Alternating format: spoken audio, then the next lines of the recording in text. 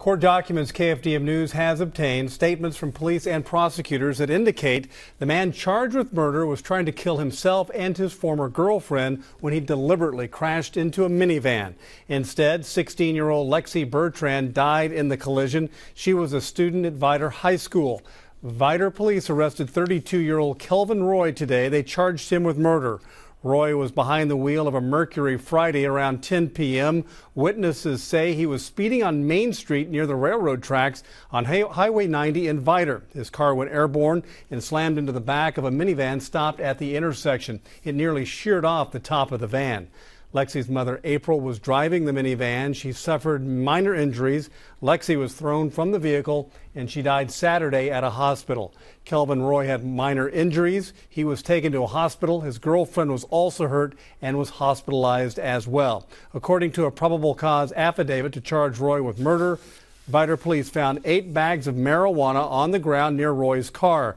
They also found a bag of what they say may be crack cocaine on the driver's side floorboard of his vehicle. The document also states Roy's former girlfriend told police he was high on dip, a marijuana cigarette soaked in formaldehyde.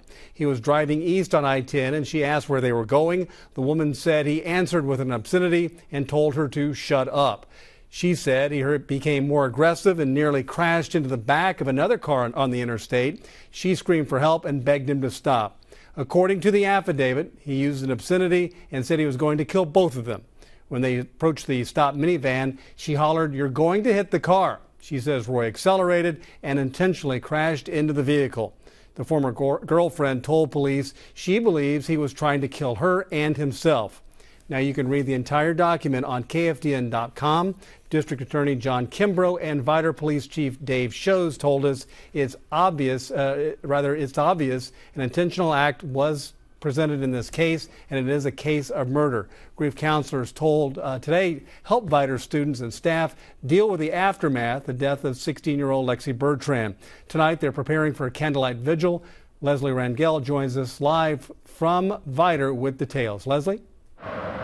That's right, Greg. We're at the Vidor Community Center. There's a candlelight vigil that's planned. No one is really here yet, but as we speak, cars and students are trickling in. It's supposed to be held at that gazebo right over there. Right now, students are making signs with pictures of Lexy, remembering her. And earlier today, we spoke with a principal and a student who talks more about Lexy and her good memories.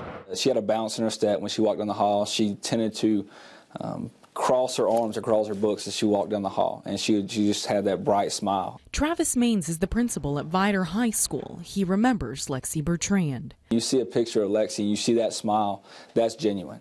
That's who she was. A student, he says, touched many lives. Rarely did you cross Lexy and leave the encounter without being in a better mood.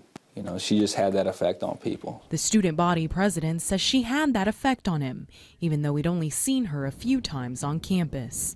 When I came in as student council president, I never in a million years did I think I would ever have to read funeral arrangements for a student, especially someone who was so much younger. A death for which there aren't any easy answers. The most frustrating thing is as a campus principal, you look to have answers. And I don't have any answers now about why this happened or how this could happen or things like that. And to those searching for a response, this message. Always take an opportunity to let people know how special they are to you, because it sounds very cliche, but it could be the last time. And again, we are here. The candlelight vigil isn't expected to start until 6:30. They are encouraging anyone who wants to show up to bring candles of their own. They did say that Lexy's mom, April, is expected to make an appearance tonight, but once again, we have not seen her, and students are barely trickling in. Reporting live in Vidor, Leslie Rangel, KFDM 6 News. The story has drawn tens of thousands of views to our KFDM News Facebook page and hundreds of comments. Here's a sampling. One viewer wrote, "Another senseless tragedy in our community. Tired of seeing such a waste of lives." Another person writes, "Yes, thanks to our justice system for getting the charges correct. May you rest in peace, Lexy Bertrand.